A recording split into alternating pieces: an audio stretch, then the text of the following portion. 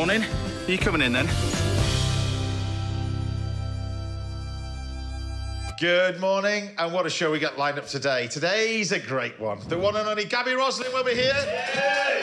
She's here throughout the morning, took it into a dish of aubergines and a stunning dish of a cream and onion soup. And the Oscars are in Hollywood tomorrow, so we'll be enjoying more movie magic here in Hampshire, courtesy of Wonka chocolatier. Gabriella Cugno will be here as well. Looking forward to that. The lady who was in charge of all the chocolates for the new Wonka films. Brilliant. And I'll be serving up more Spanish cooking for my favourite food adventures as they take me to the beautiful city of Cordoba. And don't miss this week's little masterclass. We'll be teaching you some knife skills that have you chopping like a chef. And that's not all, because I'm joined throughout the morning by two brilliant chefs who are cooking for us later. It's Mr. James Tanner and Sally Amy. Yay! So, Sally, you go first. What are you going to be doing? So I'm going to do some pan-fried mackerel with some poached Yorkshire rhubarb, and then it's going to be with a pink peppercorn and buttermilk dressing. Banging season as well, isn't it, the rhubarb at the moment? Yes, well, mackerel's such an amazing fish. The combination of the two is just, it's perfect, isn't it, really?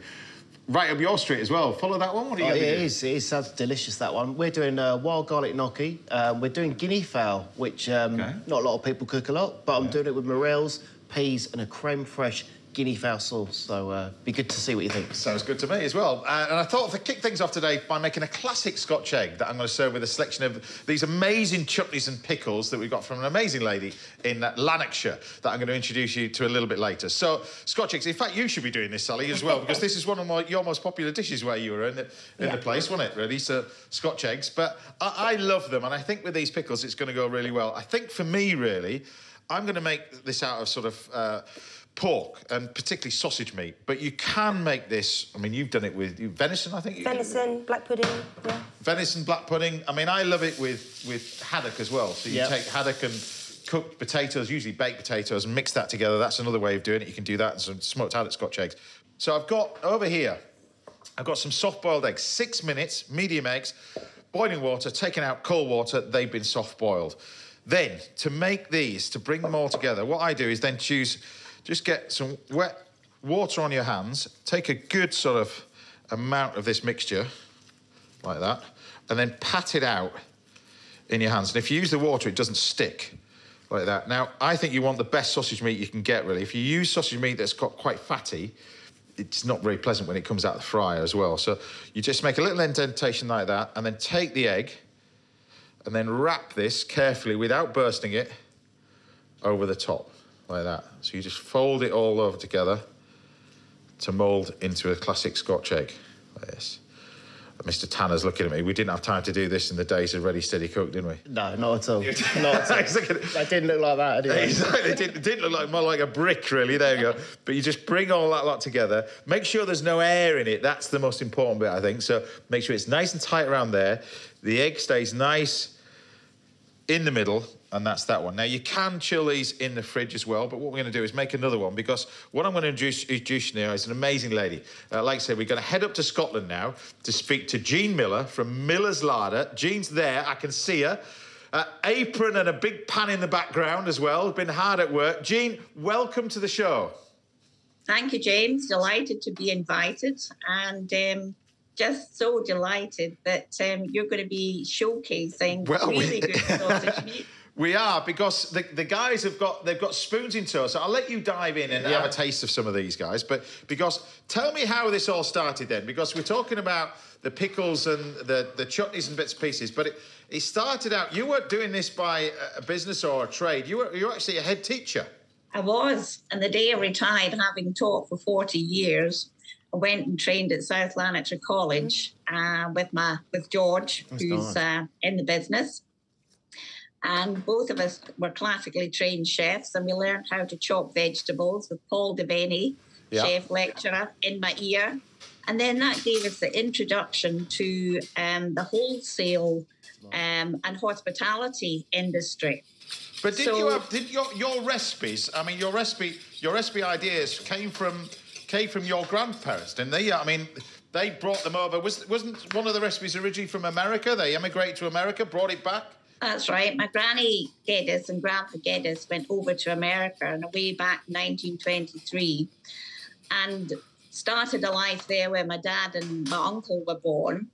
But then the Depression came along and they had to come back. But my granny was a great cook and had a clubhouse cookbook full of pickle recipes. Yeah. And when they came back and settled as farmers near Langham, they did lots of cooking, lots of preserving.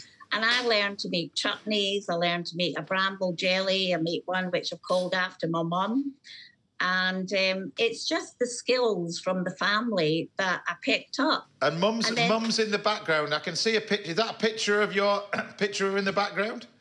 Yes, that's Stella Geddes, well known in Langham, and my granny Geddes. And I'm so proud of these hard-working ladies. And, you know, I'm privileged to be able to pass the skills on of making a chutney, making bramble jelly. But I've been able to update how to make a bramble jelly with sieving it now and not going through one of these things that you held over stool. Well, I know you've got fans over here. Taste-wise, yeah, it tastes... I know it sounds that, but I love... When you go for chutneys and jams, I think you've got to do old school recipes. 100%. And the key to this is in the quality of the ingredients, but the old school recipe, don't you think? Definitely. I mean, I've just tried all of them and my tongue's still pulsating. You know, the spices, it's the balance and the vinegar that you got, and I can taste the different elements. And I think the balance is fantastic. And yeah, I mean, I like making chutneys myself, but it is a bit of an art form. I don't know where you've tasted. This is the bramble jelly. You mentioned it. I've just had this is probably my favourite. I think this one. You've got a chef here who says it's amazing. There you go. Sally thinks it's amazing as well. But another great little story. Isn't your daughter? She lives in France, and then the idea is to have your recipes made in France and sold to the French. Yes, that's right. The original pickle lily recipe was... Which is this one? The one that my granny and my great-aunt Louie made. Right. Was this sort of gloopy kind of vinegary, wersh, as we say in Scotland, tasting product with cauliflower and maybe green beans in. But I wanted to update it so it's a modern twist and a traditional classic with lots of crunchy vegetables in, cider vinegar, cane sugar, and a lovely tangy, fresh taste about it.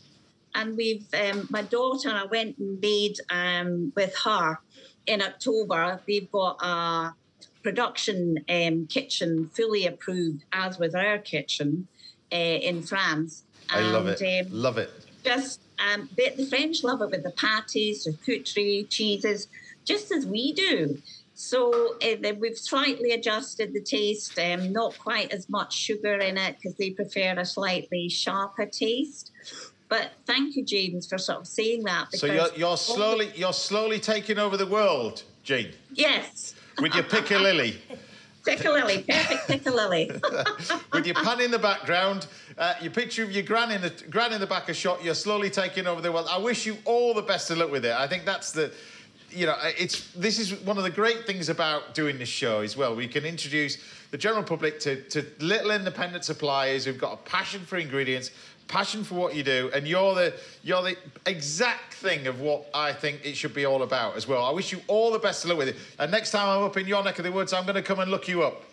Oh, good. I'd be delighted. Great stuff. Wish you all the very best. I know you've got your apron on, so you'll be back at work, won't you? So I'll let you crack on.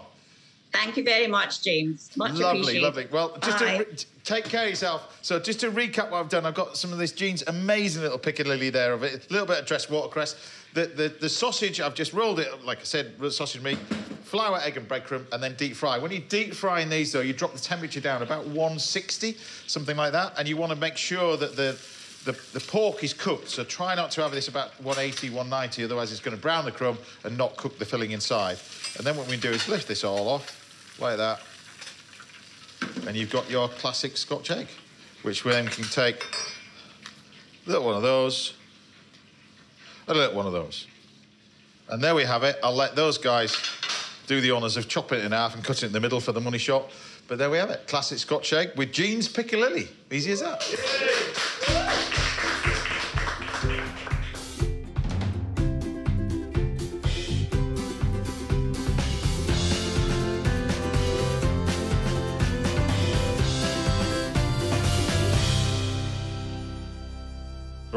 I'll serve you that one.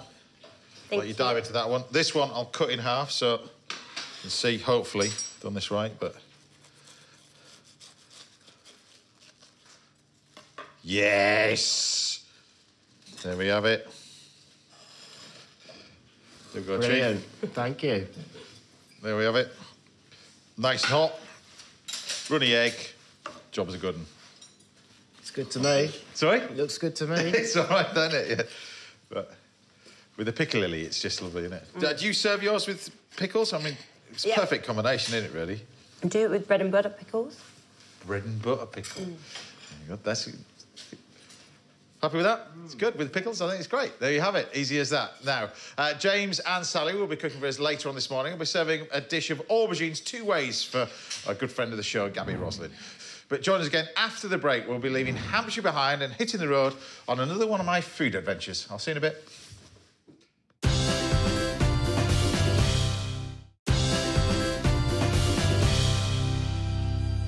Welcome back. Now, Mr. James Tanner will be firing up the stoves very shortly, and I'll be dishing up a plate of aubergines for the one and only Gaby Roslin in just a couple of minutes. But first, tomorrow night, ITV1 and ITVX will bring you live coverage of the Oscars all the way from Hollywood. But right now, here in Hampshire, I thought I'd hand out a few awards of my own for the best dishes that you lot have been cooking at home. So first up, a big well done this week goes to Sue Boucher, who made this lamb cobbler inspired by the one and only Brian Turner. She's even had a go at making the gondolas out of the napkins as well. Brilliant work there. Sue, I remember that dish that Brian cooked very, very well. Next, we've got a photograph from Kit Ward, who had a go at those bread puffballs that Richard Burtonay did on the show a few months ago. Such a clever idea and looks amazing as well and tastes fantastic. But finally, the award for Best Picture this week goes to Deborah Parkhouse-Posner, who served this mouth-watering rack of lamb. How good does that look? With all the trimmings as well. Right, it's time for another recipe this week, and I'm visiting the Spanish city of Cordoba, where I'm taking part in the Oscars of the city's food scene, and I've been invited to judge a local cooking competition. It's crazy, but enjoy this one. I've been unearthing the culinary delights of Cordoba, an often overlooked but fascinating ancient city in the north of Andalusia. And there's one key ingredient which is simply impossible to ignore in these parts. Olive groves. Olive groves. Olive groves. There are millions, and I mean millions, of olive trees. I never knew this about this area. It just genuinely looks spectacular. Now, it seems quite apt, I'm surrounded by olive groves, that we're going to head back into the city to sort of learn about and judge one of the most famous dishes the city has to offer. The dish in question is called salmorejo, a gazpacho-like tomato and olive oil emulsion, and it's hard to overstate its importance to the people of Cordoba. The city's hot summers inspire the creation of this refreshing cold dish, and families pass down cherished recipes from generation to generation. It's so important here, there are regular salmorejo making competitions. And today, I'm honoured to have been invited along to judge one taking place at Mercado Victoria, a market set up to celebrate the union of great food and a fantastic atmosphere. Hi. Nice to meet you. I'm meeting some of my fellow judges, Almudena, a local food critic, and Paco, the market manager. The atmosphere is already buzzing with anticipation. This is special. This is very, very special. I see you take this very seriously. Yes, it's our national dish. Yeah. Salmorejo. The contestants are 4 locals, Jose, Lolo, Antonio, who was taught how to make salmorejo by his mother, Elisa, who is also competing. I've got a feeling that will be the battle to watch. So I know the contestants are keen to get started, so do you want to take the honours? Let's start with the competition of the salmorejo. Then start. And they're off. This may be a simple dish in terms of the ingredients, but the technique is key. The judges will be looking for an even balance of flavour, and getting the right texture is vital. Is it supposed to be thick? Not so thick.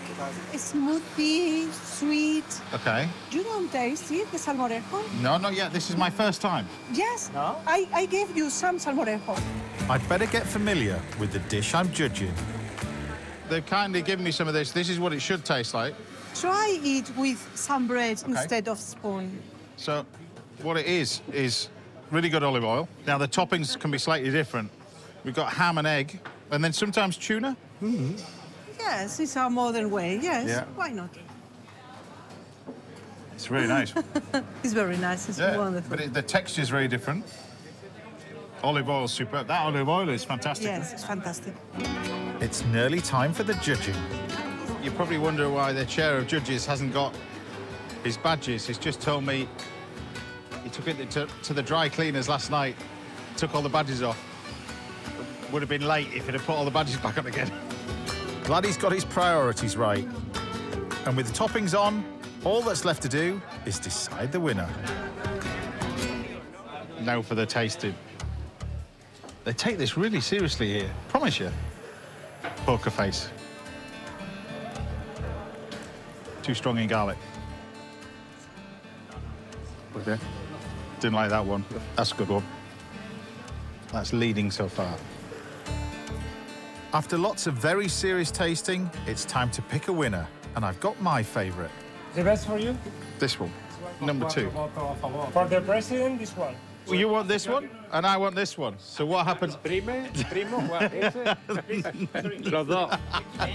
It's a salmorejo standoff. And it turns out that the two we've selected are made by mother and son, Antonio and Elisa.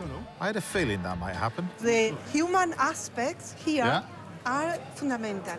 It's all come down to technique. So do we have a winner? I think that the salmorejo of the mother is a perfect emulsion. Tú eres la segunda.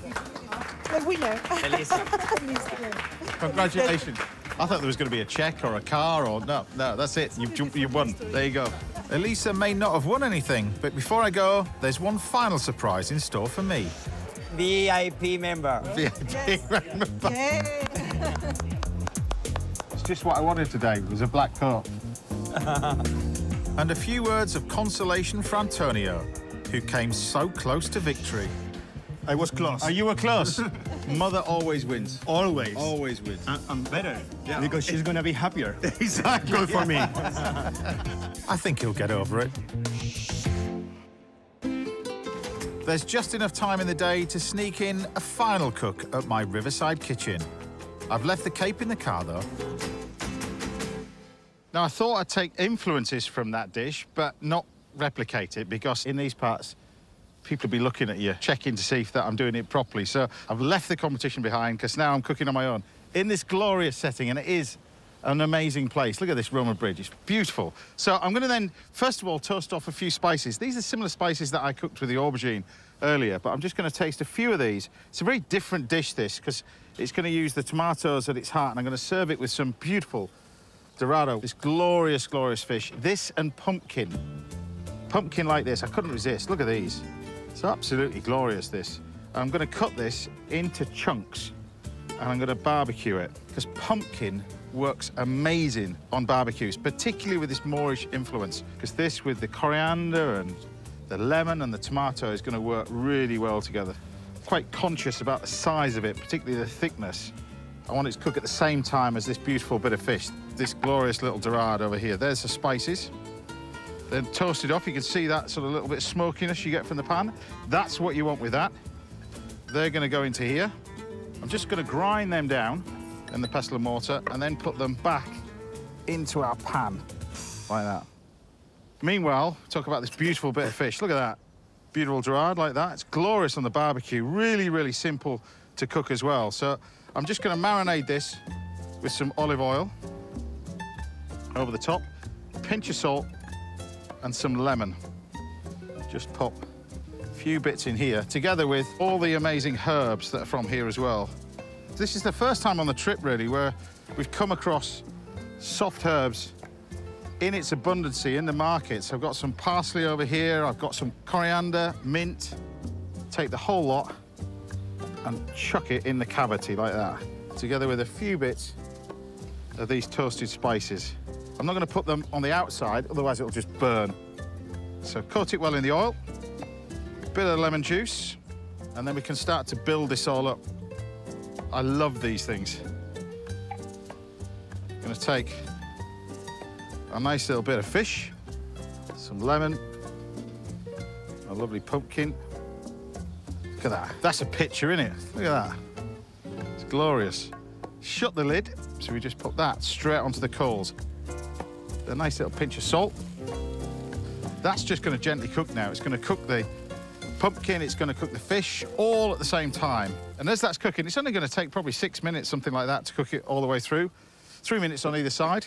Over here, I'm going to make a nice little dressing. So I've got my spices over there, which I'm going to do with tomatoes, but I'm going to make an oil with this because I've got all these lovely soft herbs. And we're going to take our nice little bit of herbs and put them in our pestle and mortar with a little bit of garlic, not too much. Some salt, and then grind this down into a nice little paste. Parsley, mint. You wouldn't think of putting mint with fish, but with this it works brilliantly. Coriander. Once you've got your fish like that, it's looking pretty good. We'll just turn it over and cook the other side. Now, we're going to grind these herbs down to produce an oil. Tons and tons of olive oil they produce around here. So we're going to utilise it and chuck in some really, really good quality olive oil. I'm just going to grate my tomatoes now. I'm going to make a nice little dressing with this. So again, very similar to the aubergines that you saw, it's kind of layering up these different flavours. So I've got this pulp and the juice. So I'm going to flavour that fish with that. And this pulp, I've got my spices over here. This is the cumin, the coriander, the olive oil. Right, that's your little dressing, really. You can add a touch of garlic with this. You can blend it in a food processor with olive oil. Enter competitions, it's entirely up to you. But this is how I'm leaving mine, nice and simple. And it's almost ready to plate, really. Look. A lovely bit of fish. How good does that look? Look at that. Amazing thing, pumpkin, look. Just straight on a barbecue like that. Just straight on the coals. Just wonderful. Take a few pieces of this and leave the skin on as well. Because the taste of this with the skin on is lovely. Just put a few pieces on there. One bit in the middle. And then I'm going to take our nice little tomato mixture on here. I love this little tomato pulp with these spices. It just brings all this lot together. We've got our lovely bit of fish. Touch of the yogurt. Dotted around it as well. And then you've got this amazing, this vibrant colour with the green oil. And we created a dressing with this, no vinegar. I'm going to add some fresh lemon, squeezed in at the last minute. Look at the colour of this. The green pesto just goes over the top. If you notice that I've covered up the eyes, that's for our producer, because he doesn't like eyes on fish.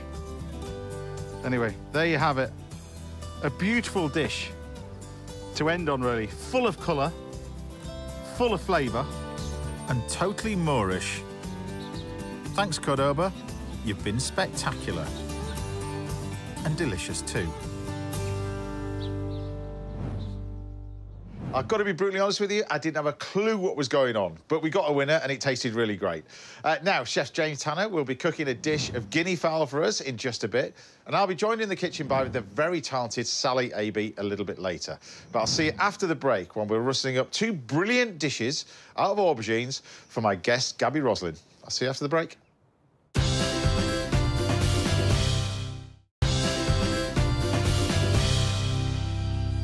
Welcome back. Now, coming up, I'm giving you a masterclass in knife skills and chopping a little bit later, and Chef Sally Aby will be treating us to an amazing dish of mackerel with Yorkshire rhubarb in just a bit.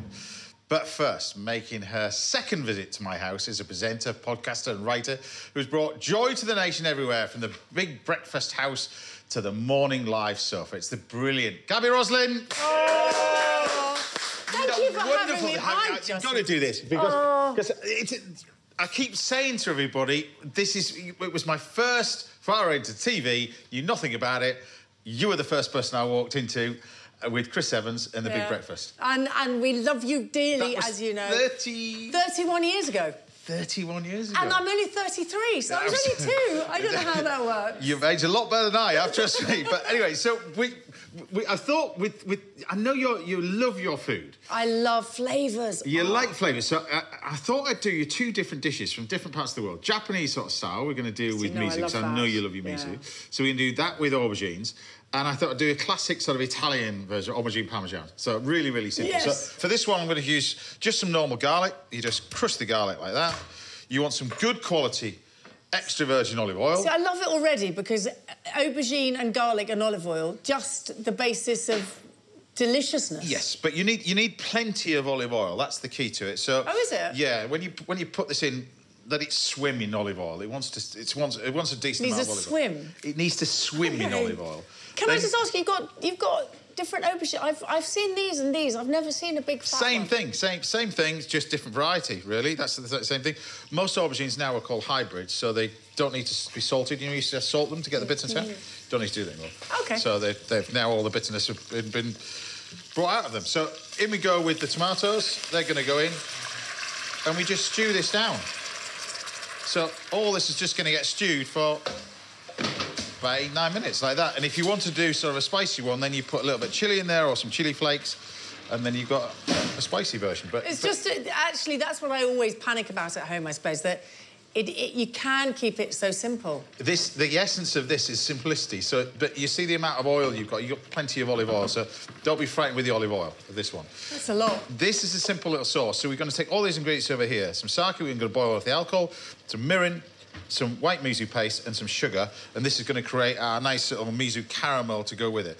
But while I'm doing that, we're going to chat to you about everything that you've been up to, because when you first started, were you venturing into TV? How did it all start? Because you were actually doing, before Big Breakfast, you were doing a Saturday morning show as well, didn't you? Yeah, I did a Saturday morning show on ITV called Motormouth, and before that, I did a couple of years of a show called Hippo. So I started 37 years ago, so with the view of always wanted to go into TV? That's all I wanted to do. From the age of 3, I remember watching Blue Peter and sitting next to the television set, and my dad had to have a box on his head and pretend he was a camera. And they'd say, hello, welcome to Johnny the show. still does that, by the way, even now. It looks good.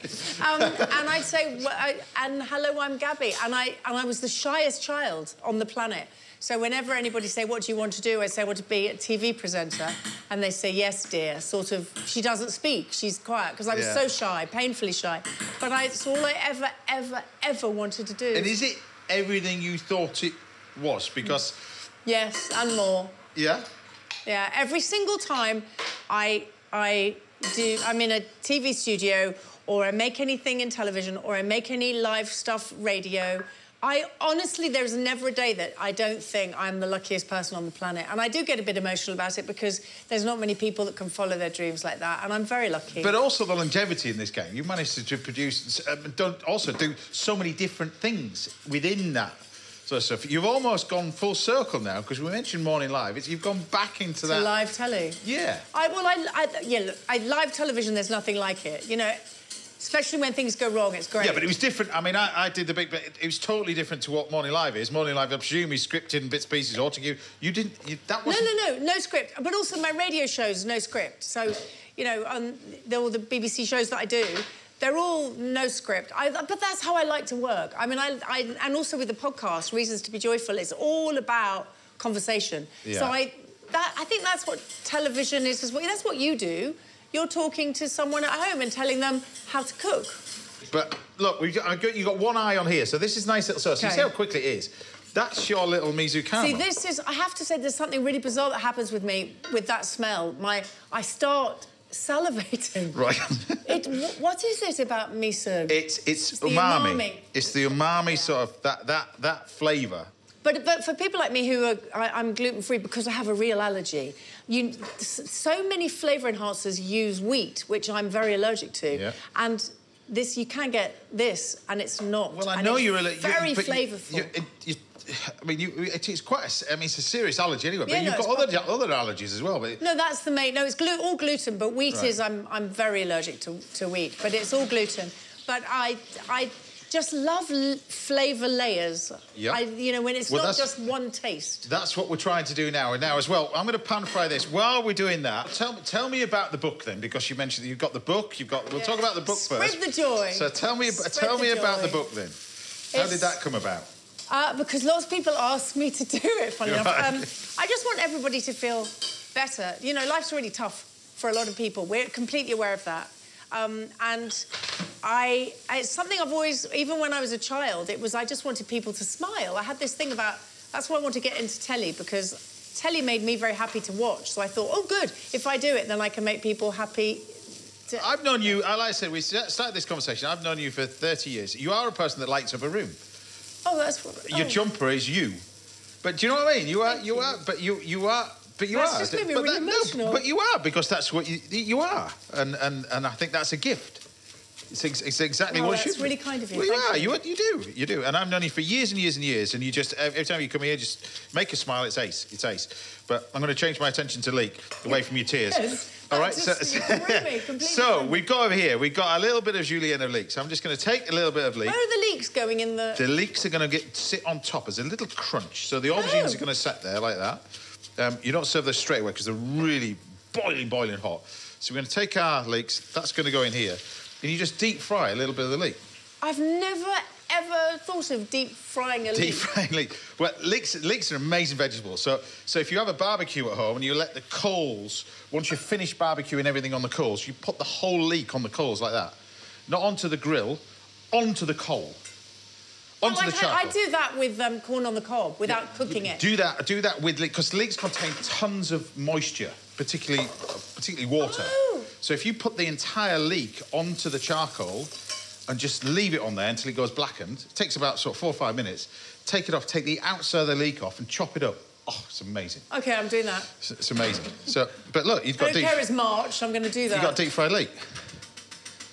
Oh, look at that. That was so quick. Yeah, so a little bit of deep fried leek. We take a little bit of salt. That was my stomach again. That's really embarrassing. So then I'm going to take... So we're not far off, actually. So these are your aubergines, like that. So what did you do with the aubergine? All I've done is put a little bit of aubergines in here with a bit of salt, some olive oil. You keep the olive oil, because that's going to go into the sauce as well. We don't waste any of it. Good. That's going to go there. So aubergine parmesan is this. So you get your aubergines, like that. You take some mozzarella cheese, which is produced in the UK a lot now. Is it? Yep. Produce it just up the road, but it's produced all over from Scotland, all over the place. What's the difference between mozzarella and that really burrata? One's made out of buffalo milk. Right. So mozzarella buffalo is buffalo milk. Usually just mozzarella, is sometimes cow's milk. But what's burrata then? Burrata is buffalo mozzarella mixed with cream. Oh. Yeah. That's why everybody loves that. That's why everybody loves that. So then you've got your Parmesan cheese, goes over the top of that. So it's really, really simple. This is so simple. Why don't I make this at home? Well, that's why you're here. That's so silly. James, why don't I make this? I don't know. But look, it's just, the simplicity of it is you just take Parmesan and mozzarella cheese, like that, and take the whole lot and put it under the grill. It's going to take about 2 minutes. Meanwhile, we can plate this up. So this is dish number 1. We'll take this. So these are your aubergines. Is this the miso one? This is the miso one. So this is... See, that happened... It's really weird. The minute pickles or umami are mentioned to me, I start properly, frothing. Well, these are just lovely, because you don't eat the stalks, of course, but I just think they look really nice when you get... But you make everything look so pretty. It's just like that. Then you take this sauce, and then we just take a spoonful of this, and you become quite generous with it. Look, it's happening again. You can be quite generous with it. Have I dribbled on the side? No. There you go. Be quite generous with it. 2 different types of sesame. You're OK with sesame? Yeah. Sesame, white and dark. Bit over the top, like that. We'll put the deep-fried leek on it as well, because it gives... Oh, honestly, this is my food heaven. And then this is coriander. Little baby coriander shoots. So it's Baby coriander tastes completely different to the big fat Yeah, ones. slightly stronger, but I really like this. So a little bit of that. And then these things over here are little chilli fronds. Chili? Chilli fronds. Oh, it's not... I thought but it they're was... made out of pepper. So that's dish number 1. Oh. Dish number 2 is coming your way as well. But look, I'm honest, I'm like this. Dish number 2, we take more of this basil over the top, like that. Put it all in, mix this all together. The sauce changes colour. And then you want this sort of sauce to look as if it's split a little bit. So don't be too disheartened if it's all going to, you know, it shouldn't be... Split. Yeah, it shouldn't be like a puree, if that makes sense. So you see it looks like it's split. OK, yes. That's what you want. That's what you're looking for.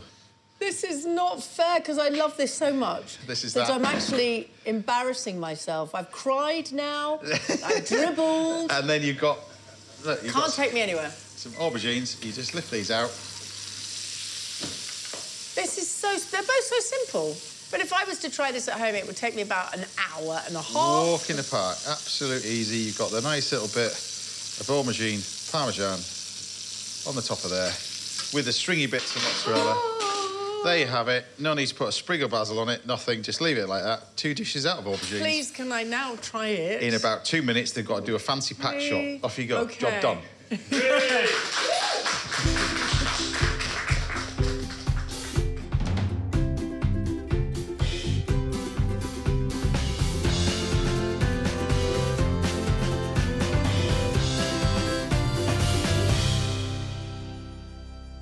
Right. Do you want to try that one first? Oh, yes, please. Try that one first. I'm salivating. I'm embarrassing Try myself. that one. I'll probably put a little bit more parmesan on this one for you. OK. OK. Listen, I might have known you 31 years, but why have we never got married? And Lee's going to have another mouthful before you give him that one. Oh. You can carry on eating. Carry on eating. So good. It's so simple. Oh, my... And that's summer. That's a meal in That's 6, 7 the minutes. summer. Yeah, exactly. That's summer on a plate. There you go. There you go. It's Okay, good starters, 2 starters. You've got main course to go a little bit later. Can I borrow your telephone? You can. No, I'm going to ring my husband and tell him that I'm moving in with you. Is that right? OK. Yeah. All right, there you go. Can I chat to him first? Yeah. Right, there we go. I'll be making a classic cream of onion soup for Gabby later on this morning, and I'll be giving you a lesson in knife skills in this week's Little Masterclass. But join us again after the break, when Mr. James Tanner will be taking over the kitchen duties. I'll see you after the break. I'm going to keep eating. OK, no problem.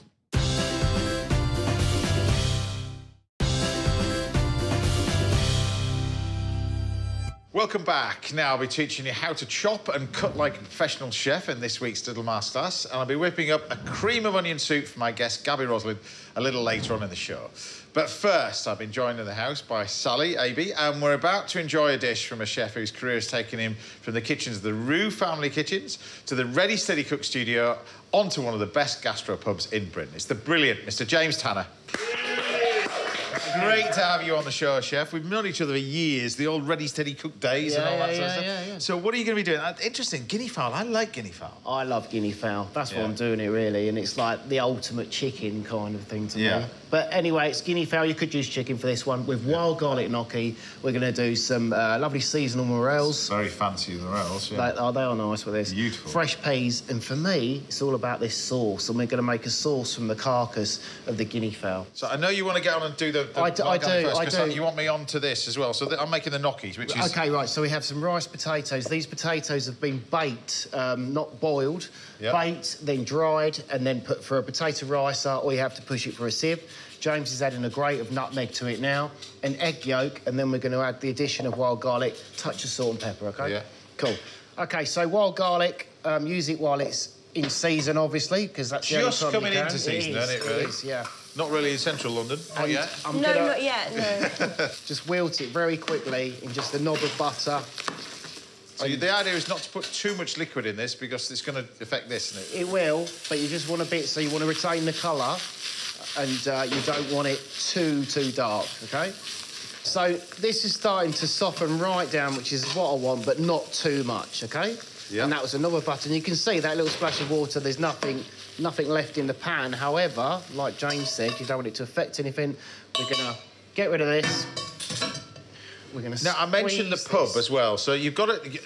The pub, but this was after you did you've got the restaurant in Plymouth. So, our first restaurant... Yeah. This is quite a monumental year. It's 25 years since myself and my brother started in business this year. And he's still talking. 25 years. So we had our first restaurant, Tanner's, where it all started in Plymouth. Yeah. And sold that one because we opened the pub that we've had for 10 years now, which is in Kent. Yeah. But on top of that, we've also got the Barbican Kitchen Brasserie, which is in the Plymouth Gin Distillery, which is a beautiful right site. In the centre of Plymouth. Right in the centre of Plymouth, on the Barbican. Yeah. We've had that one 18 years now, same age as my daughter. She was a week old when we opened it. Wow. So we'll mix this together. Yes, please. Right, so if you could start to combine that. Yeah. Let's talk about guinea fowl. Yeah, you can use chicken for this. I got told years ago by someone that this is what real chicken used to taste like. Yeah. It's got a subtle flavour, but a different flavour. So I'm going to just sear off quickly these, and then we can finish them in the oven. Give me a bit of hob room because, as usual, I've gone for a recipe with far too many pans.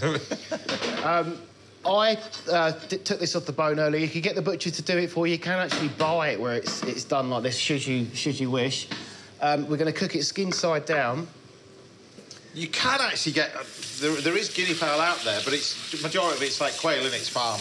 Yeah, from the UK and France, very popular. Yeah. So this goes away from myself because I don't want the fat coming back up. Also, this is a new shirt I've just bought for the show, James. Don't want any oil marks on it. Still got the label, because that'll be going back tomorrow. Right, not Mr. Tanner.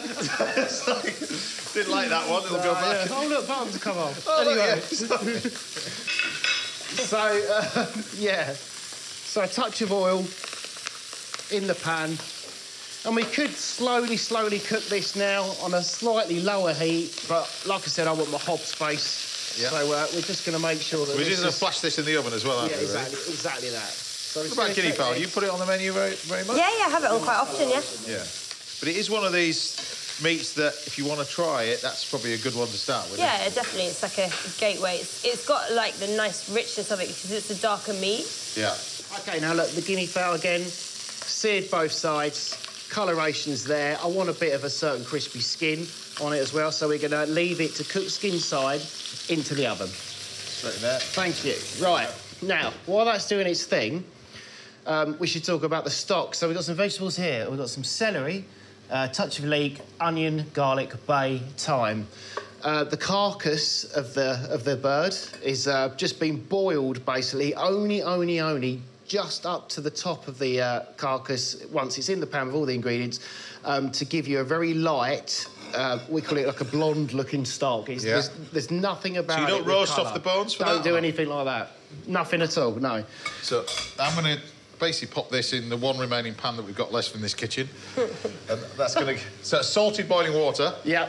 That's going to go in. You want these in for no more than, what, a minute? You'll know when they rise up to the top. And then when they do, we've got this to drain them onto. Okay. So fantastic. Right. So while that's doing its thing, the stock we cooked out for about an hour to an hour and a half. Now, for me, when I'm doing this one, that's when I put my potatoes in to bake, for example, because they take about that long, you know, with your timing-wise. So this has all been passed off, and as you can see, it's hot, it's bubbled up, it's all So you've got one in Plymouth and then one in Kent. What made you decide to do that far apart? I'm from Kent. Yeah. I'll be 100% honest with you. 25 years ago, Plymouth was cheaper and it was a beautiful building. I'll be 100%. It's a massive outlay. It was a massive risk. I was 24. I'm that old, yeah. Yes. I know. I shouldn't have said that line. Gave it away. Right, anyway, yeah. So, and Chris was 29. 28, 29, yeah. Right. Yeah, and, you know, we went for it. We went to boot fairs and sold stuff, and it was just something we wanted to do. Did you actually work together as brothers in the restaurant business before then? Were you training together or? No. You kept separate? Because because there's a bit of a gap in, you know, the 5-year age gap or whatever. Also, Chris worked for Real already, is it like Gav Roche and done France, his own different contracts and that kind of thing. And obviously, I got the American job with Rue and everything like that, and then did a little bit in London. I'll do those. If you could just do a few, I won't need all of them. You're right. Yeah. Sally, do you want to pick me a couple of bits of time? Yeah, sure. Cheers. There you go. Brilliant. Right, we've got our pan on here. This is for the... You want these in? No, I want them first. Them first, all right. Right, so if they can go in. They're in. Lovely. Yeah. See that, obviously, for a bit of coloration. Thank you very much. Is that enough? Yeah. There you go. Brilliant. Where do you want the thyme in the sauce? Yes, please. There you go. OK. Straight away, it's starting to colour. The key to this is nice hot pan, though. Yeah, for this, it is, but there's a reason why I want to get the coloration on it first, because we're going to add the rest of the ingredients, but then also a touch of liquid as well to finish cooking the mushrooms, etc. Yeah. Now, James, if you go in with a few of the shrooms. They're going to go in as well. Cool, and then we're going to add a tiny bit more of the fat. No, it's an interesting thing, that the fact that we have Alicia Vasey, who's a regular on the show, the forager. She told us an amazing thing with mushrooms that chefs didn't really know much about. I didn't know about it until she told me. But you need to put these in a little bit of liquid, morels, because they contain this chemical that can kill you, technically, if you just saute them in butter. So you said it's water-soluble or liquid-soluble. So that's why the French cook it in liquid. That's very true. So we can do it in water, lemon juice, etc. This is great. This is getting the coloration what we want. Okay. I'm just going to go and check my guinea fowl. Yeah. So that's got the stock in there already, Yeah. Yeah. No, that's going to have some stock in there now. Okay, this is now dried up. Do you want me to add the peas to this? Yes, please. Right, so I'm just going to turn over the guinea fowl. And as you can see, it's got great coloration. Yeah. We're going to add some thyme to the pan. You could do all of this on the hob, but seeing as I'm, like, using everything going... There you go. In that goes. They're going to sit back in there to finish off cooking. Sauce in? Not all of it, but yeah. Yep. A little bit more. A little bit more. Stop. Lovely. I've got one for luck. So that goes in there. Yeah. Right, just because I wasn't happy with enough washing up, I thought I'd take the sauce and then we're going to pass the shallot thyme Madeira and that reduced stock into another pan. Yeah. Now I can lower the heat. This is about ready to plate up. It is. Stuff like this, so you can just flash back through the oven should you wish. I'm just going to check that... James, you going to open that and check that guinea fowl and give it a little squeeze. Let's see how... do, yeah. Let's see how that is. Check that. That's fine. It's good? Yep. Cool. Perfect. Right. Now, I'm going to grab some butter. I'm going to lower the heat. I'm going to get the creme fraiche ready. Is that low? That's low, isn't it? Yeah, cool. Yeah, that's right, that so one, in with some butter. And we get the So is the plans afoot to open more restaurants, or is just that's the two's enough? Honestly, I think... Because you're keeping it quite busy. It's not an easy game. I've done it for decades. But it's quite... Because you're keeping busy doing other things. Well, this is it. That's what I was leading to. So for me... You cater for a lot of events, don't you? Yeah, so this year for us, like I said, it's 25 years. The guys that I work with, and I think this is year number 8 with Royal Ascot for me, have been absolutely fantastic. So I'm actually doing 2 restaurants this year. Sounds cool, that, doesn't it? But, you know, honestly, it's a pinch for me. That's for us. It's a bit of a pinch myself. Great, moment, it's great. You know? Well, you're going to be Carfest and all that kind of stuff. You pub in the park and the pub in all the that park, sort of stuff. PGA golf. I'm back for year number 3 at Wentworth. Really, really like that. That's a brilliant event. I'm very good. It is, but it's like the flavour of the peas and the morels. And the guinea fowl. I mean, that just looks, cool. just looks delicious. Could you just cut that in half for me and give it a tiny squeeze over the top, please? A bit of that. So the sauce is reducing down. The sauce is great. I added a knob of butter to it. Then we're going to add full fat creme fraiche. That's the good stuff, that as well, isn't it? It's the good. Yeah. You could use a whisk, but I've got this little blender. And then we just give it a little tease. Do you want me to put this on? I'm just about to. I'm going to carve. Hang on. Thank you. So you get that nice crisp, yeah. Oh, that's great. Guinea fowl is that's fantastic. And also, like, you know, cooking it, it's nice. It's still got a nice bit of moisture to it, which is fantastic. Perfectly cooked. And then with this, just over the gnocchi. Very chefy, isn't it? And then, obviously, we've got that light sauce. Now, I really, really like the sauce, big time. But it's meant to be light, and you don't want to put all that effort into coloration and everything else to make the skin go. You can take elements of this. If you didn't want to use the mushrooms, you can take those out. You can just use the wild garlic and use chicken instead of this. Yeah, big time. You can tweak this recipe big time. Happy with that? Yeah, I am. Tiny bit. OK, now you've added the lemon for me, which adds a bit of acidity as well. This is the finishing. And then just a bit of this over and around, yeah? And by all means, I'd put some wild garlic flowers on it later in the season. Or, like you said, tweak it. Yeah. We could be doing this with chicken and peas or asparagus in the season, you know? So give us the name of this. So that's my roasted guinea fowl, wild garlic gnocchi, morels and peas. Mr. James Tanner, everybody. Class dish, that. Brilliant.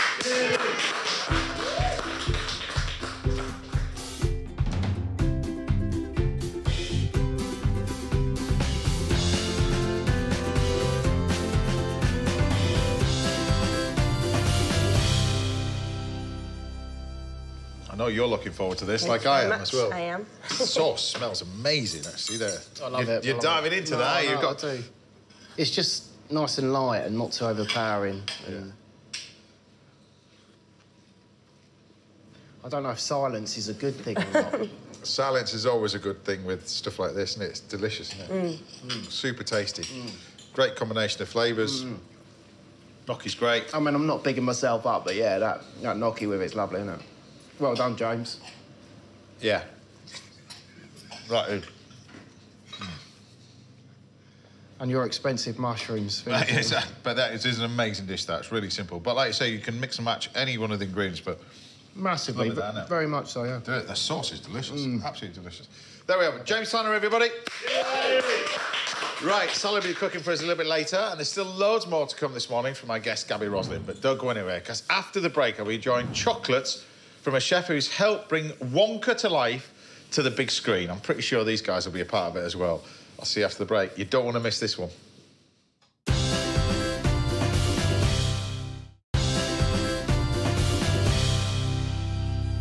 Welcome back. Now, coming up, I'll be giving you a masterclass in knife skills and chopping. That's coming up next. And I'll be serving up a second course for my guest, Gaby Roslin, at the end of the show. Now, this weekend, ITV1 and ITVX are bringing you coverage of the Oscars live from Hollywood. But right now, these two over here, James and Sally, are going to get a taste of movie magic from a chocolatier whose incredible creations had a starring role in the hit movie Wonka. It's the brilliant, the hugely talented Gabriella Cugno. Great to have you on the show. Thank you. Now, first of all, before we give away the secret which we got over there, because these guys are all getting ready to dive into. What are you going to be creating for us?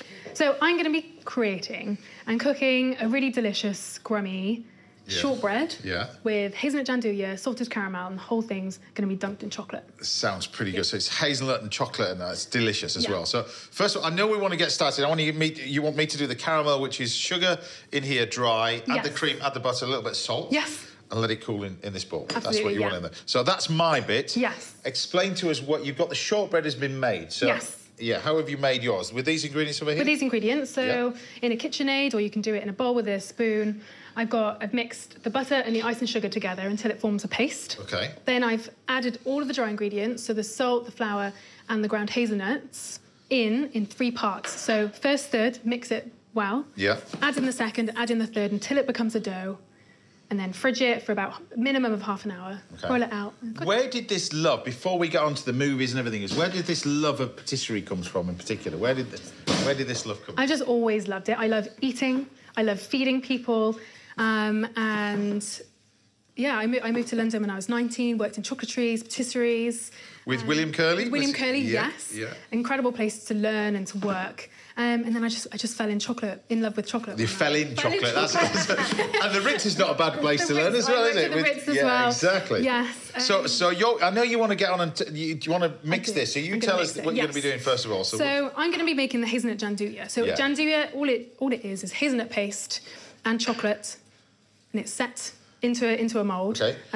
Any particular chocolate? Would you always use dark chocolate, milk chocolate? I use milk chocolate. You can also use dark chocolate if you don't like milk chocolate as much. And I've got hazelnut paste here. So are you making your own hazelnut paste? Yeah, so I make my own hazelnut paste. If you don't want to make it, you can buy it, or you can use peanut butter, for instance. I've just roasted hazelnuts in the oven, and I just put them in a food processor, blitz them until it becomes a paste. Talk like a kid in a sweet shop. Look at these two here, because I know, Sally, you've been eyeing up this. So tell us a story about this egg that Gabriella wants. You've been waiting for. I started following Gabriella in 2020 during lockdown when she started selling these Easter eggs online, and every year I've been trying to get one, and they've always sold out before I got there in time. So now it's here in front of me. It's me. Just to wind you up before James Tanner eats it all. You've got to wait another 3 years as well. So how do you make this? This has become really, really special. So you pour that into there, let it set. Yep. What have you done with this? That's not too dissimilar to this, really. So I've got Easter egg mould. I've used milk and dark chocolate within this Easter egg. Go on then, dive in. And it's because sometimes milk chocolate's too sweet, so it's nice to have the dark chocolate to balance that out. Right. And it's, again, beautiful hazelnuts with crunchy wafer. There's little chunks of, chewy caramel mousse inside. Chewy caramel mousse. So it's love it. A lot of texture, and these are around 450 to 500 grams for an egg. So that's that one. You've allowed that to set. That's the shortbread that we made. Yes. Explain to us what we've got in here. So this is the salted caramel. So the salted caramel that you're making now. Which is, I'm going to show you how to get to this bit. Yeah.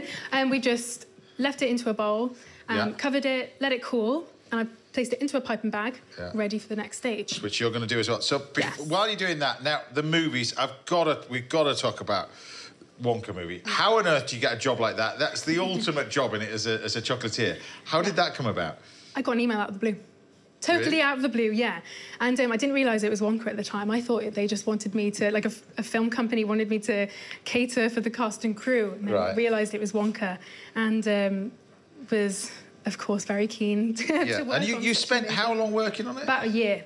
Whole year working on it? Around a year working on it, yeah. So those people who haven't seen it, we're going to show you a clip first because it'll make it relevant to what we've got in front of us over here. Just check out this. If you haven't seen it, you've got to go see it. Not just for the work involved, the acting. It's just brilliant. It's brilliant. It's a beautiful the whole thing is film. brilliant. Anyway, just watch this. I've spent the past 7 years traveling the world perfecting my craft.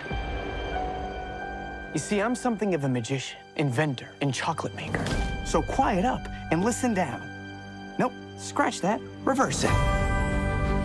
Mr. Wonka, I can see you're a man of great ingenuity. What are you doing? I'm making chocolate, of course. How do you like it? Dark, white, nutty, absolutely insane. Many people have come here to sell chocolate. They've all been crushed by the chocolate cartel. You can't get a shop without selling chocolate, and you can't sell chocolate without a shop. No daydreaming. What are we gonna do, Willie? Huh. Huh? Huh. A double huh. Do you have a pencil and paper? Uh-huh. I got an idea. And it's amazing when you watch you guys have seen it, but when you watch the film, there's an amazing bit where I'm not giving a game away. Everybody's eating. That's all edible. Everything's like, so everything that you see the actors and the cast eat is totally real.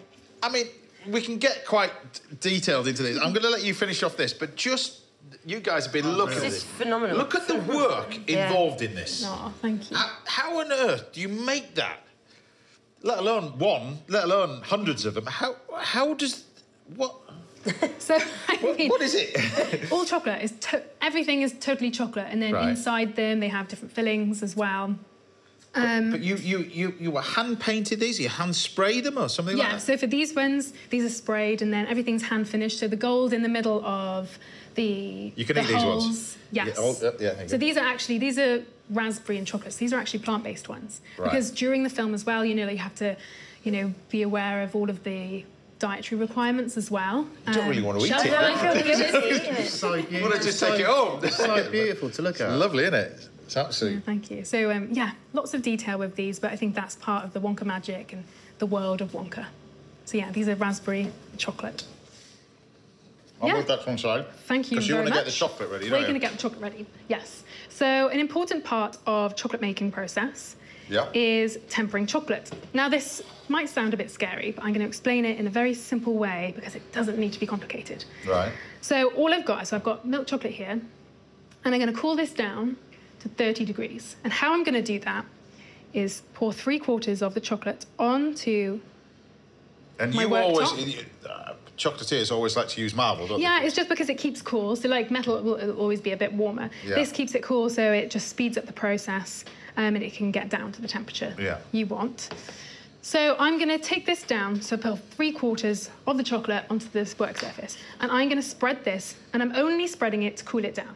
And I'm cooling this down to 27 degrees. So was it just you working on the movie, or was it a group of you doing it? Or? Yeah, so, well, it was just me at the start, and then when we started filming, I had a fantastic helper, Rachel, who, helped me. She was just from the two of you, then? Yeah, she was from the props department, so she had really good, artistic eye and a hand, so she would help me, painstakingly put the dots on the hover chalks and the silver over the silver linings. Right. So it was two of us, and then another girl helped us as well during the really busy sets. So it was this very small, small team. And where was it filmed then? Where?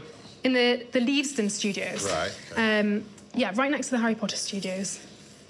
So this is now 27 Silence degrees. from all these two over here. They're not saying a word.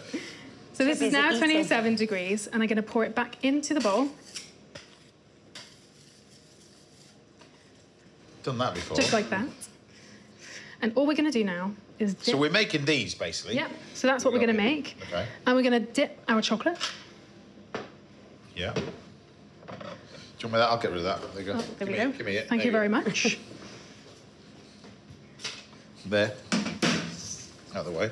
And we are going to dip these. Right. So I've got a dipping fork. You can get these very easily. If you don't have one of these, you can just get a normal fork and just bend it slightly. That's absolutely fine. Or you can get it, you can half you can dip it as well like that and half dip it, up to you. Yeah.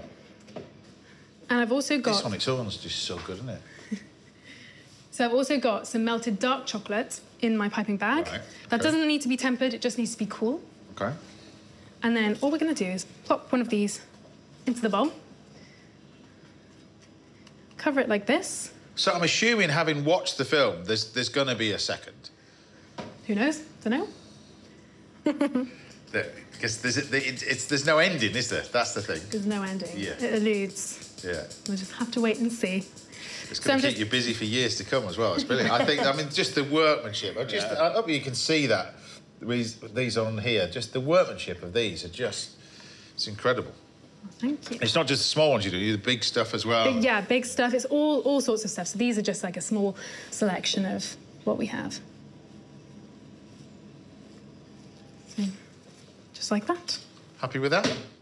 And then you just leave that... Leave that to set at room temperature, and that's what we got there. Take a little half of one? Better try it, just to check. Take a little half of one.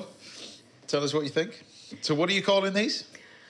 Hazelnut gianduja, salted caramel, shortbread sandwich. I told you, she's an absolute genius. Genius.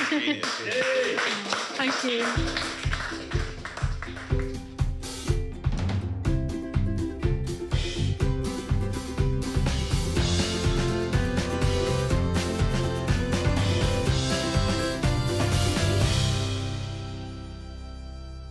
So the proof is in the pudding. Dive in. Taste one. If I must. If you must. You want everything else as well, but... Twist in my arm. Yeah. Soft in the middle. pull. That's the money shot. I need the caramel in. Amazing. Unbelievable. Nice cup of tea. Yeah. So good. Fantastic. Thank you. There we are. Delicious. Gabriella, everybody. There we go. Right, Sally will be serving up an amazing dish of mackerel for us later on this morning, and I'll be laying on a spot of lunch for my fabulous guest, Gaby Roslin. That's at the end of the show. But I'll see you back here in a few minutes when I'll be giving you a masterclass in knife skills and chopping. I'll see you in a bit. Which should I have? I'll have the egg. Thank you very much.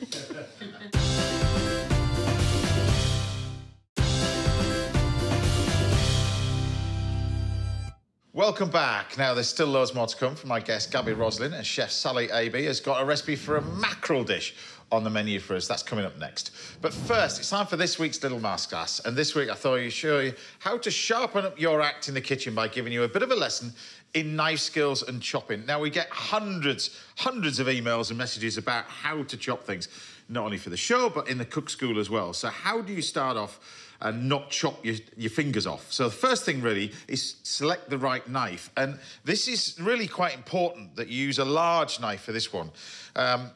Purely the fact that it's less pressure. So you've got to make sure, first of all your knives are sharp, because you put more pressure on a blunt knife and that can cut you even more as it slides the way through. So make sure your knives are nice and sharp. Use a large knife to chop anything as opposed to a small knife like this. Small knives, people do this sort of things. You're going to cut your finger. You're certainly going to cut your thumb if you use a small knife. We'll use those in a minute, but a large knife. Now, when you're chopping things, you can do it two ways. You rock the knife backwards and forwards, so you use the entire blade to chop all the way through, and the knife goes backwards and forwards. So the knife actually doesn't leave the board like that. There is another way of doing it like this, but it's that rocking backwards and forwards that you want.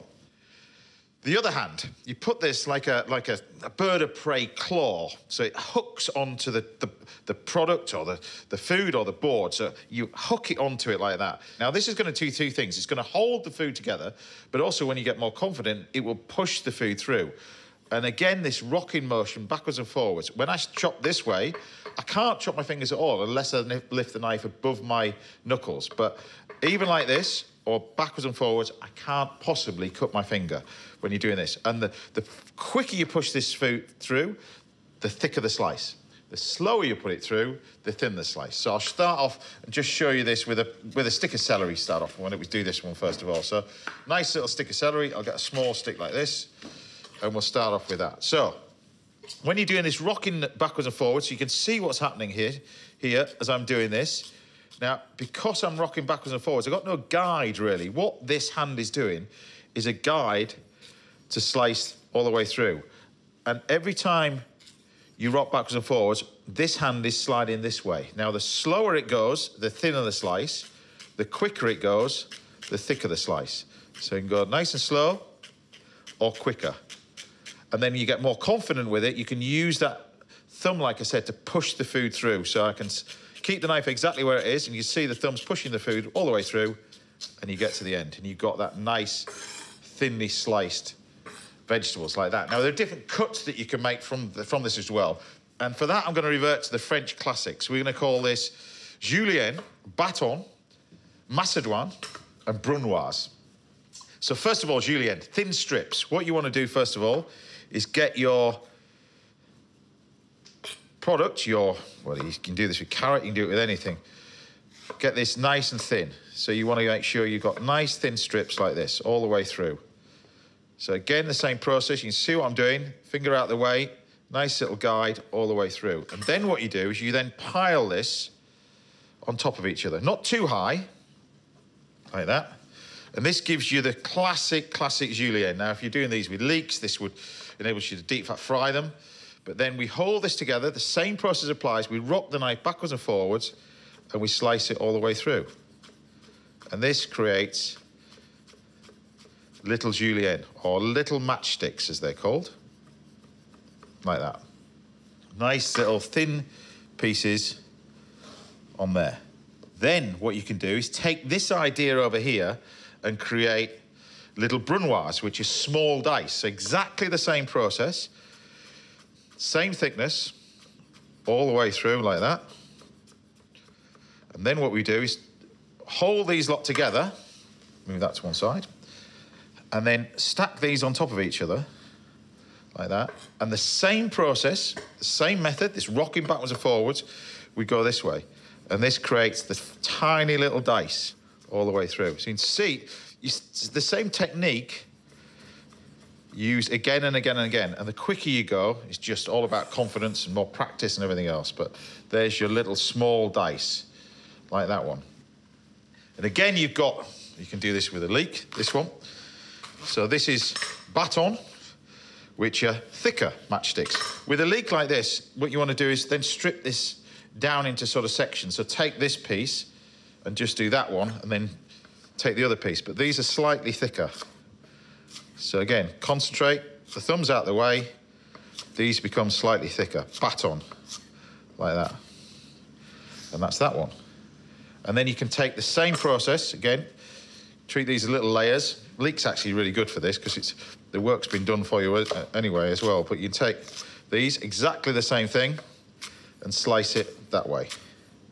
So you've got dice all the way up like that. This is if you were doing minestrone soup, that kind of stuff, and you wanted diced vegetables, which are there. So you can see you've got nice little piles of everything. Now, when it comes to chopping an onion, you can do all these cuts out of an onion. It's how you chop it. So first of all, what you want to do is keep the root on the onion, which is this end, and then you cut it straight through that root, like that. Same process applies. So to get slice, I don't use a knife like this because I'm going to cut my finger. Larger knife, less pressure, let the knife do the work, and you're slicing all the way through, and you've got slices of onions like that. Fingers tucked out of the way, that's your nice sliced bit of onion, which we've got in there. Then what we can do is then take this and cut it into dice. So again, what I do is just cut the top of the onion off. What we do with this is we keep the root on, keep the idea of your finger and your thumb, and then you slice backwards and forward, leaving about a fifth of the root still attached, uncut. Get through that way, and then we cut it through again, like that. So it's holding us together, and we do the same process again. We slice this all through, and this creates dice. Easy as that, as you're working your way through. So that's your diced onion, your sliced onion. Now chopping, as in diced and chopped parsley, what you want to do with this, really, is use that same technique. So bunch the parsley up, really. So keep it all nice and contained. And then what we do, same process, your claw is grabbing that food, and you backwards and forwards like this. Only really, if you want it finely chopped, do we then do something slightly different, where you hold this part of the knife, and you rock backwards and forwards. But the knife, this is actually staying where it is, and this is just becoming a little guide. And then you've got chopped parsley, like that. Now, the more confident you get, you can go quicker. And this is when you see a lot of chefs doing like this, because they've been doing this for years and years and years. You take your knife like that, and then you're doing this. Practice. You get to that stage, but nice and sliced like that.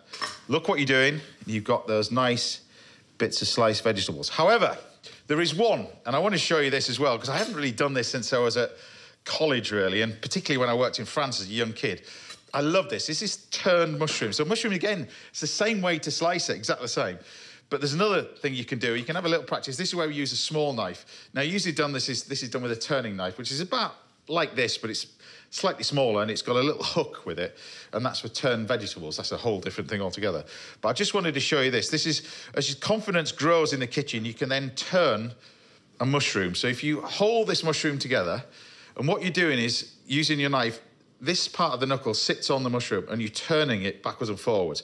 Now, this is classic. You never really see this in restaurants anymore, unless you go to France, in fancy restaurants. But this is a turned mushroom. It looks really pretty. And I used to do this when I was about 14 years old, working in France.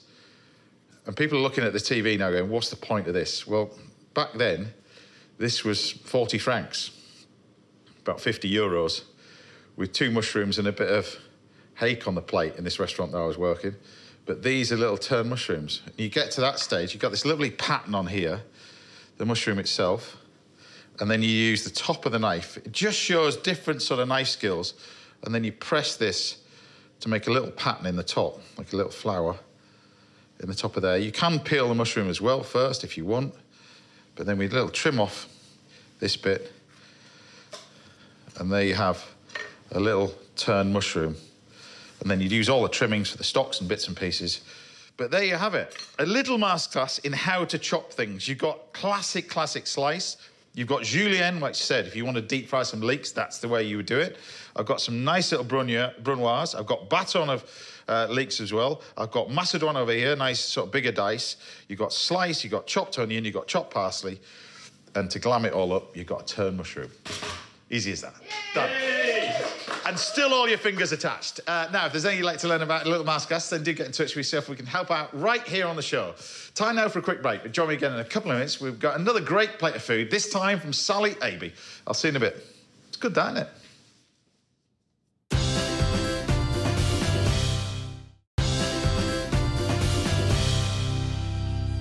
Welcome back. I'll be making a fabulous cream of onion soup for my guest, Gaby Roslin. That's coming up next.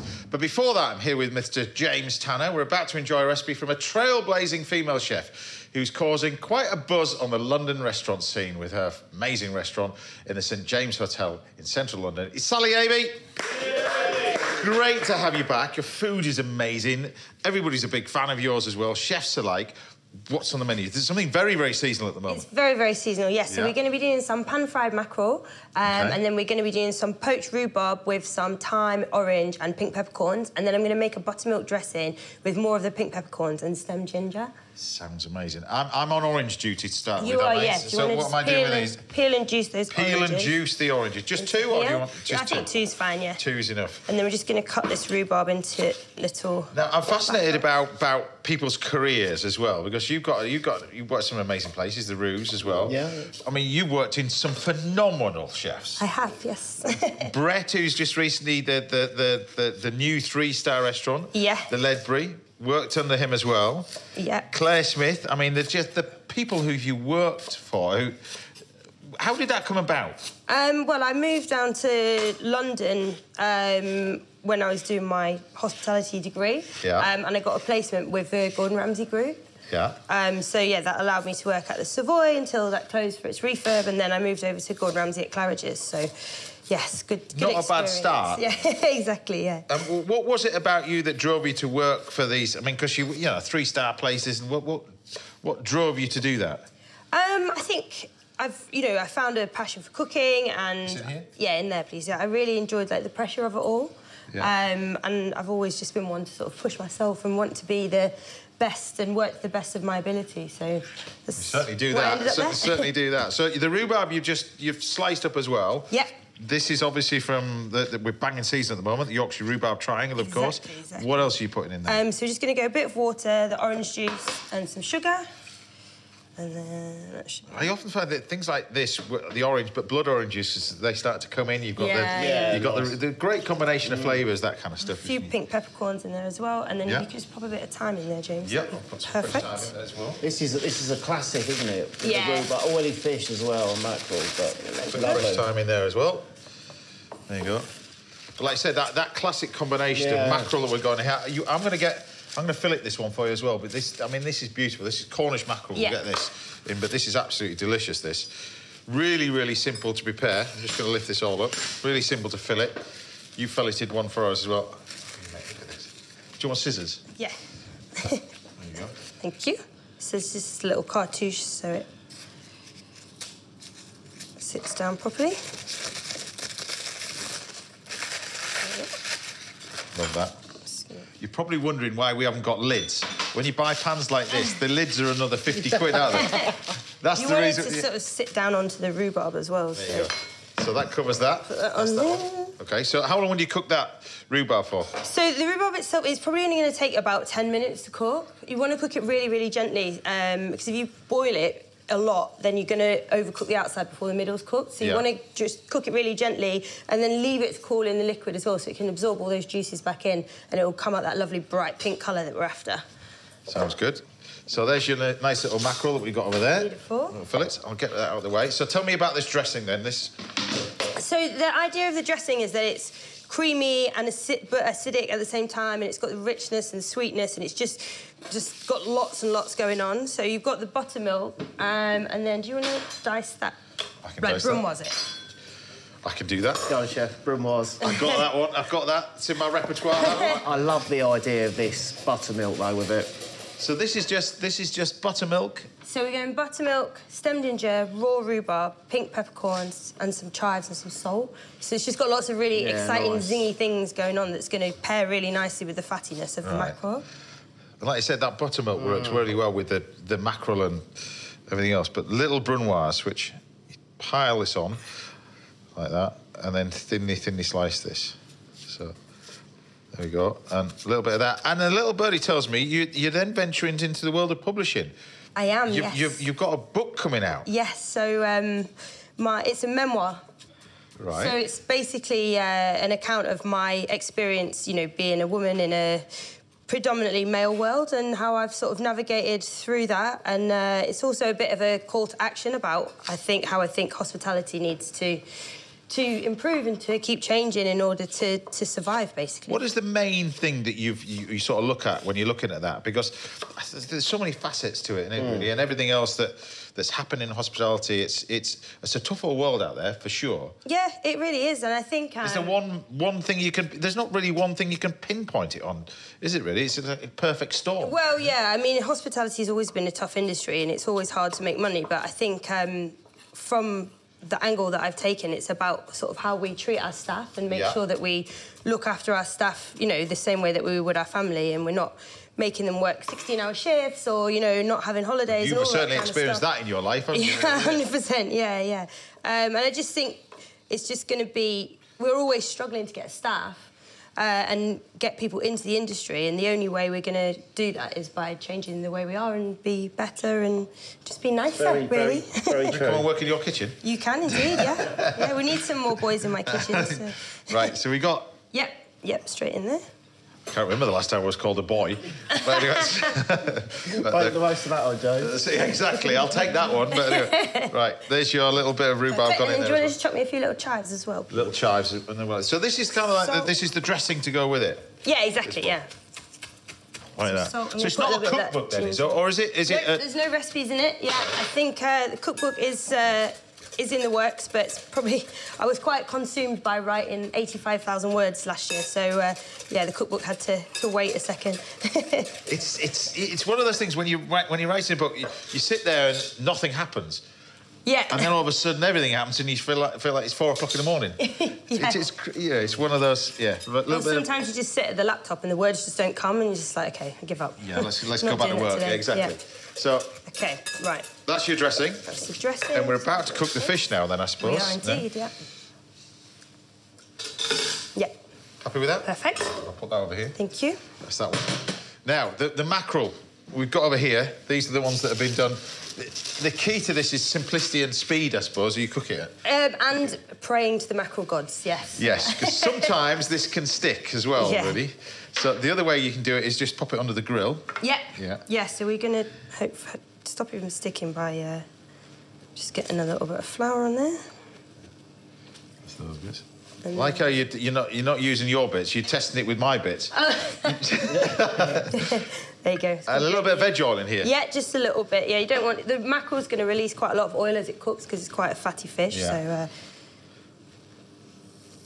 then when you put it in the pan, you just want to hold it down. Yeah.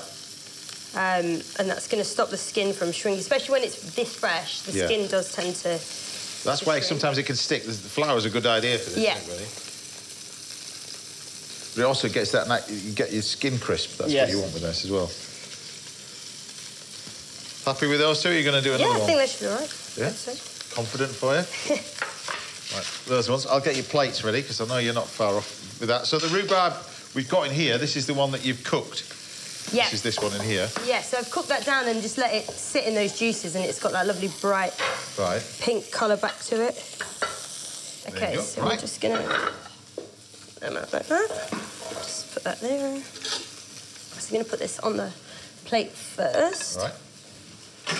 Like I say, you just moved that to one side. I'll switch that off. So that fish is now cooking. Yeah, it'll cook all the way through. Happy there, yeah. So I'm going to put this on the bottom.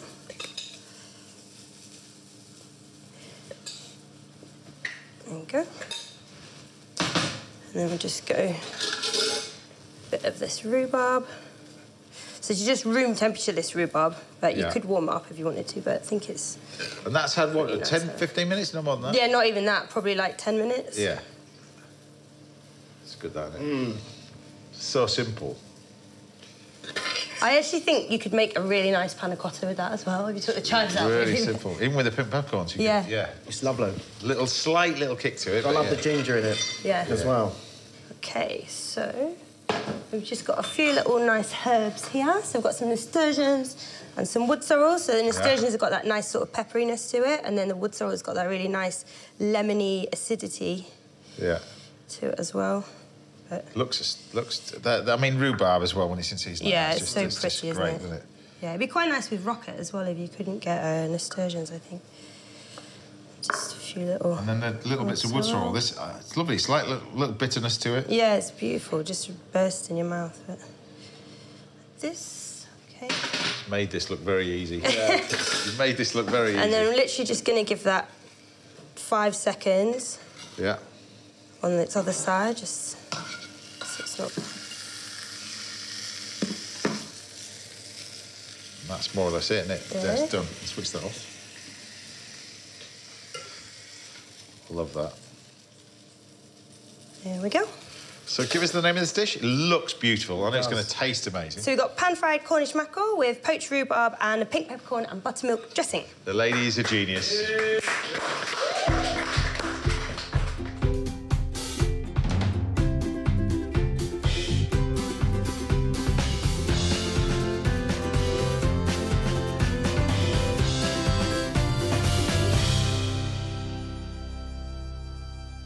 Mr. Tanner. Yes. Been looking forward to that, haven't you, really? It You've got a looks fork there. You can have a little stunning. taste. Tell me what you think of this. Colours are amazing. Fish is perfect. This dressing intrigues me, you see. Wow. It's so fresh. Wow. I think the raw rhubarb in there really makes it zingy. Yeah, you got that little kick of the rhubarb, pink peppercorns. That dressing, though, is so clever. Remember what's in that again? So stem ginger. Write that down. Raw rhubarb. Yeah. Chives. Salt, pink peppercorns and buttermilk. And that's it. Really good. Really nice, that. There we go. Sally, everybody. There you go. Brilliant. Right, we've still got time this morning for one more final course, so join me again after the break where we're making a delicious cream of onion soup for Gaby Roslin. I'll see you in a minute. That is delicious.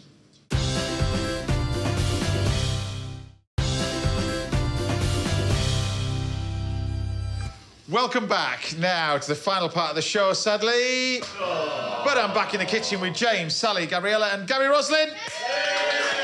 It's a house full today, a house full. So I thought we'd do an amazing little dish for you at the end of it. I thought I'd do you a lovely onion soup. It's a beautiful cream of onion soup. So I've got the onions cooking away nicely over here. What I'm going to do is I'm going to get James to then get the base of the onion where I am to this. So a little bit of garlic, James, a little bit of thyme that you've got in there. And then we're going to talk about these onions. These are called Roscoff onions. What's the difference? Chef will have used these many, many times over there. But these are the famous Roscoff onions. These come from France. Right. These are, you know, a famous onion seller, the blue and white stripe. Oh, yes, yeah, over their shoulders. Roscoff Oh, the onion. bicycle. That's what it is. They're called Johnnies. Are they? In the UK, yeah. The onion sellers, but these are the famous Roscoff onions.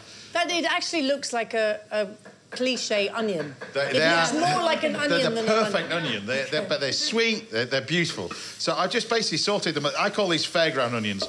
So you get those onions to the fairground burger, that one's, you know, they've been sweating there nicely. And then we're going to add some chicken stock in there and a little bit of cream. We're going to bring this to the boil, and then we're just going to cook this gently for about 3 or 4 minutes, then blend it. This over here, I've got my nutmeg cream. So you just put double cream.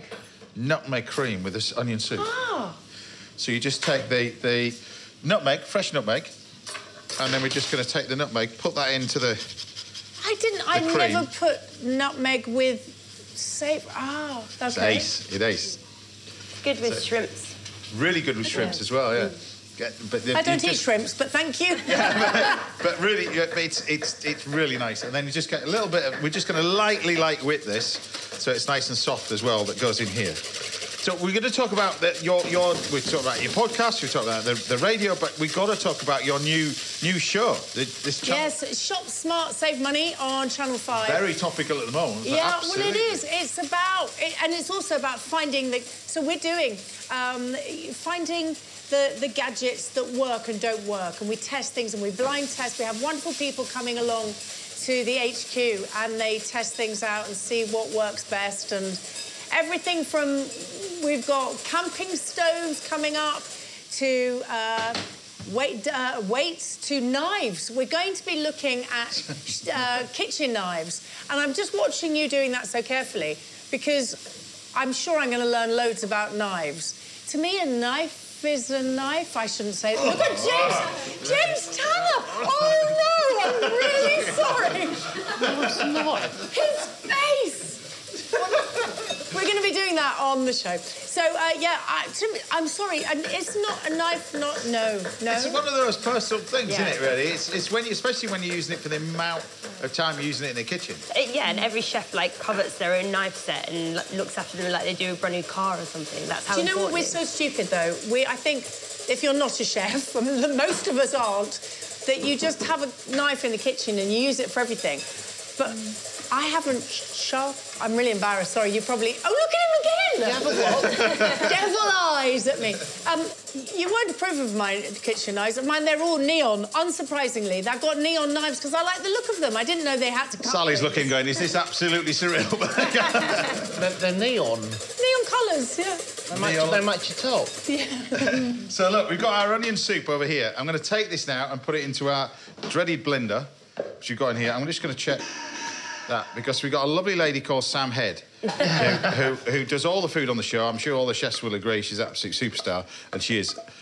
But, yes, but this was a total setup. About a year ago, I did a certain This Morning show, and I was doing a soup like this, and I always check it to make sure it's on low. Yeah. Somebody, I don't know, it was a ghost of the studio, flicked it on full power. Oh, no, not good. So as I went like that, it went all over me, all over the Christmas tree, all over Holly. And now I get 250 quid every week. It'll be all right on the night, but you just blend it like this. Full whack. You can then take this bread and just toast it without any oil onto there. Yep. Nicely toasted, thank you. So once you've got that, you can switch that off. And that is your nice little bit of cream of onion soup. Wow. But as well as doing all this, obviously we talked about this morning, you love live TV, don't you? You thrive on it. Yeah, I really do. I love it. Also when things go wrong. I remember when we had Anastasia on the lottery show, and during rehearsal she said, "What happens if something goes wrong?" I said, "Oh, we just go with it, but it hasn't happened so far." What happened? The machine went, the balls didn't go flying, and then we just carried on. And afterwards she said, "You looked so happy." And I went, Yep. It's one of those things in it, live TV. Oh, it's fantastic. You love it as well. Well, I love it. I'm fascinated by film as well. That must have been amazing. You know, we talked earlier about it, but that must have been a phenomenal experience to be able to do that. Oh, it was a fantastic experience. And you got to meet an Oompa Loompa in real life. I mean, that song and that dance, I have to say, I love that film. I think Timothée Chalamet is sensational. But what was that like on set, really, when he burst into song? Did you all know that he could sing and stuff like that? Well, I think all the producers and directors obviously did, but... I mean, you wouldn't have heard it before. No, I wouldn't have heard it, no. So, like, we were filming the shop scene, and that was, like, one of the biggest sets and biggest scenes of the whole film, and that was very busy. And when we were on the set, that's when we first heard the song, one of the songs, and it was just amazing. He was singing, he was like, climbing up the tree and in the sets, and... Oh, it was fantastic. And did Hugh Grant... Did you see him as an Oompa Loompa? Did you watch? It was all green. It was like all visual. It was a visual effect. He was there. But he was there. Oh, he wasn't quite this big. No, but he's the greatest Oompa Loompa that ever lived. Have you seen it yet, Sally? I've not seen it yet. You've got to go see it. The workmanship it's really lovely. that you did as well. Your chocolate. Thank you. Was that really all chocolate? Everything's chocolate. Everything you see them eat is all completely chocolate. Which is it's really interesting that they wanted real chocolates in the actual film. And it adds to the whole magic of the film and makes almost Willy Wonka seem more real, because they are real. They're real. Yeah, the reactions are real. Because one of those scenes where everybody's eating... There's one scene where everybody's eating... The shop, I think. Is it the shop scene? That must have taken months. Yeah, so I was there for around a year. And, making the chocolates for that scene? Yeah, so no. So it was like the whole film, and not just this scene, but so it was from the design stage, so designed and made all the chocolates Yeah, throughout the entire film, yeah. You know when you go out and you meet people at parties and they say, what do? And you say, I'm a chocolatier. Have you made many? Oh, yes, it took a year to make a movie of chocolate. Yeah, it's a long process, yeah. It is quite cool, isn't it? So I'm just going to play with 2 of these and I'll do a bit more, but the soups, they're ready. So just to finish this off, I've just blended this. The key to this, really, do you want to have a little taste? Yeah. I put plenty of salt, I think that's the key. A little bit of butter at the end. I think that's about right. That's perfect, man. Nice. Happy with that? Very nice, yeah, very nice. He said perfect. He did. So then we just take our lovely bit of soup, and this is so simple. You've just got stock and you've just got cream. And then, just to finish this off, I've got, just to finish this off, a little bit of this cream. So this is this nutmeg cream. And just take a little dollop of that. You didn't hear, she just went, oh, nutmeg in my ear. Just a little bit of nutmeg cream. I love nutmeg. Touch of this. Can I say something really odd as well? I rather like your bowls. Yeah, they're great, aren't they? A little bit of green oil on there, a little bit of herb oil. Touch of coriander. Sits on there. And then finally, we've got these little toasts, which I'm going to put on these little stands over here. So you don't cook, you're not grilling the cheese? Not grilling the cheese. I'm just going to put these on there, like that. Wow. Put those with it. So you've got these little toasts. But there you have it. My cream of onion soup, Roscoff onion soup, with a little bit of nutmeg cream and a nice little bit of Cornish cheddar on toast to go on the side. Easy as that.